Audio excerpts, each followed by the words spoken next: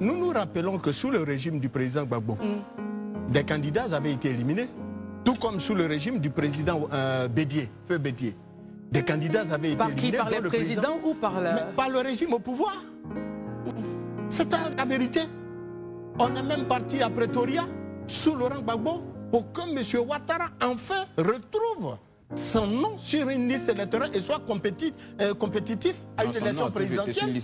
Non, pas être, mais soit compétitif, soit inscrit comme candidat à une élection présidentielle. Donc on devrait comprendre. À la suite d'un accord. Selon vous, moi, j'en appelle à cet accord par la voie du dialogue. Très bien. Quand vous dites ça, je peux l'entendre, mais quand vous dites que le président... Si vous ne m'avez pas laissé terminer, non, Marius, excusez-moi, oui, je vous ai arrêté parce que il y a des...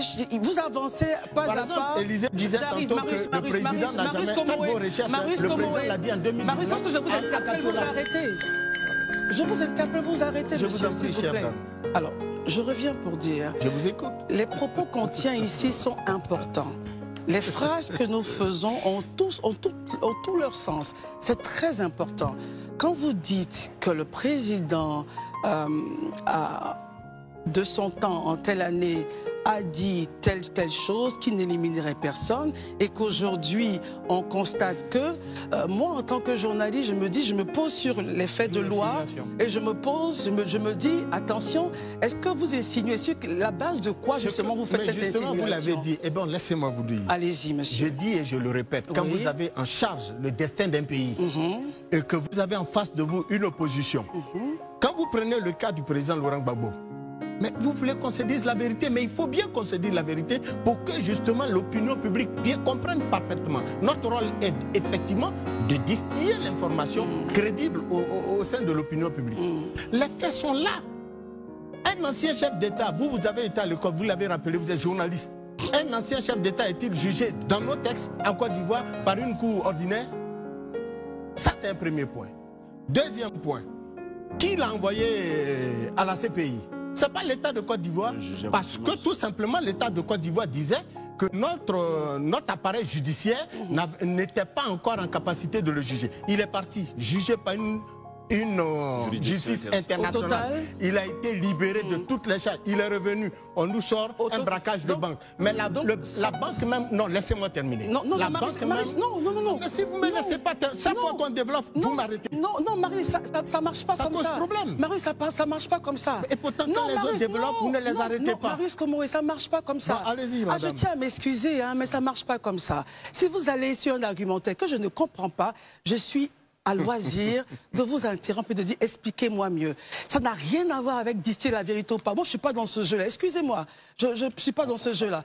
Moi, je suis là, journaliste. Vous émettez un point, permettez. Vous émettez un point. Si je ne le comprends pas, pour pouvoir poser mes questions, je reviendrai sur vous, mais vraiment sans faux fuyant, très cher.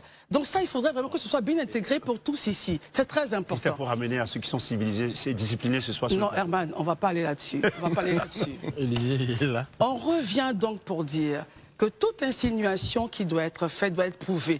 Ne prenons pas un point pour insinuer et défendre par un autre point. Vous émettez un point, vous expliquez. Et nous allons sur les points statutaires. La loi est là. Nous avons tous reçu un code électoral et une constitution. Donc quand nous avançons, allons sur des faits factuels. Ça va m'aider. Donc je ne vous arrête pas parce que vous me dites qu'il y a eu donc la CPI. Donc on va aller dans notre débat. On va s'éloigner de notre débat.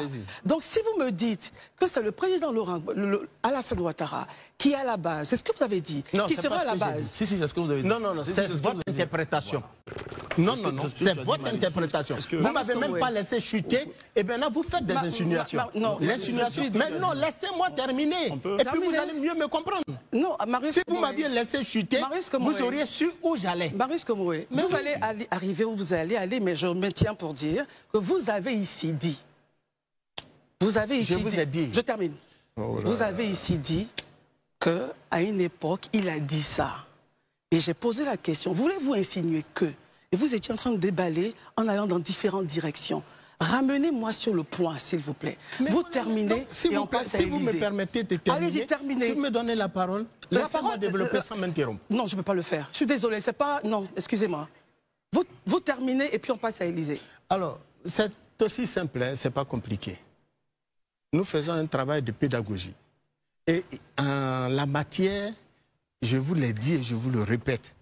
Je le répète et j'insiste pour dire qu'en 2019, au cours d'un meeting à Katiola, le président Ouattara a dit qu'il n'est pas de ses chefs d'État, de ses leaders politiques qui empêchent ses adversaires d'être candidats à une élection présidentielle. Que ce n'est pas lui son genre. Il a dit ça, on a retenu. Maintenant, je fais la même constat, moi en tant que responsable d'organisation de société civile. Au cours de son mandat, ou de ses différents mandats, il y a eu plusieurs événements d'élimination des candidats, comme on en a connu sous Bédié, comme on en a connu sous Laurent Gbagbo. Et il a fallu les accords de Pretoria pour que finalement M. Ouattara soit candidat. Mais les mêmes accords qui ont permis à M. Ouattara d'être candidat, je demande que cette même table de discussion s'ouvre. Ces accords s'ouvrent de sorte, ces discussions s'ouvrent de sorte qu'on trouve un accord qui arrangerait les uns et les autres et que nous allions à la paix, à cette élection, dans la paix totale. Et qu'on ne se retrouve pas à la fin de cette élection avec 3 000 morts, 4 000 morts, 5 000 morts. Déjà, le PDCI interpelle ses militants, lance un appel à ses militants de se tenir prêts pour on ne sait quoi.